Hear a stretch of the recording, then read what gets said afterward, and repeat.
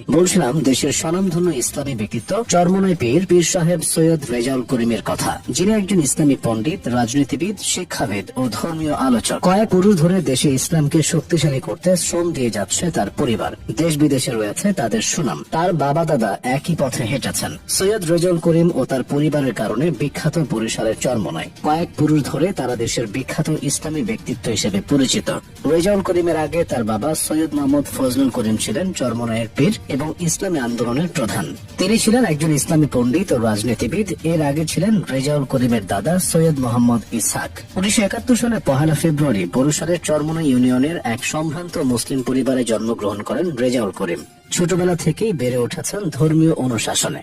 রেজাউল করিমের পড়ালেখার শুরুটা হয় চরমনাই জামিয়া রাশিদিয়া ইসলামিয়ায়। সেখান থেকে কাউমি শেষ করেন তিনি। পরে নাম লেখান বরিশালের সাগরদী ইসলামিয়া কামিল মাদ্রাসায়। এই শিক্ষা প্রতিষ্ঠান থেকে ফিকহ ও হাদিসে প্রথম বিভাগে উত্তীর্ণ হন। রেজাউল করিম তার কর্মজীবন শুরু করেছিলেন শিক্ষকতার মাধ্যমে। জামিয়া রাশিদিয়া ইসলামিয়ায় আলিয়া শাখায় শিক্ষকতার মাধ্যমে এই পথ চলা শুরু। পরে আলিয়া ও কওমি উভয় শাখার সহকারী অধ্যক্ষ হিসেবে দায়িত্ব পালন করেছেন। বর্তমানে তিনি দুই শাখার প্রধান পৃষ্ঠপোষকের দায়িত্ব পালন করছেন।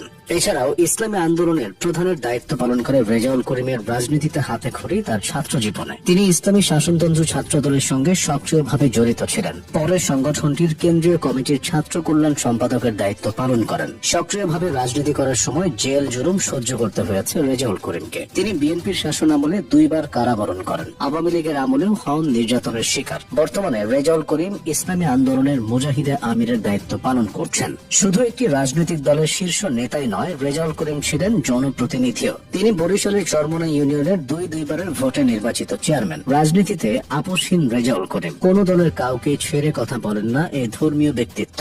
ছাড় দেননি শেখ হাসিনাকেও। 2009 সালে প্রধানমন্ত্রী থাকাকালীন বোরকা নিয়ে কটূক্তি করলে প্রতিবাদ করেন রেজাউল করিম। দায়িত্ব জ্ঞানহীন কটাক্ষপূর্ণ বক্তব্য বলে শেখ হাসিনাকে বক্তব্য প্রত্যাহার করতে বলেন। সৈয়দ রেজাউল করিম খিলাফত প্রাপ্ত হন 1994 সালে। পিতা ফজলুল করিমের মাধ্যমে খিলাফত প্রাপ্ত হন তিনি। পরে 2001 সালে তাকে খিলাফত প্রদান করা হয়। এছাড়া দারুল উলুম দেওবন্দের প্রধান হাবিবুর রহমান খয়রাবাদীর কাছ থেকেও খিলাফত পেয়েছেন তিনি। 2016 সালে এই খিলাফত প্রদান করা হয় তাকে। চরমনাইয়ের পীর হিসেবে তার সুনাম বিশ্বজোড়া।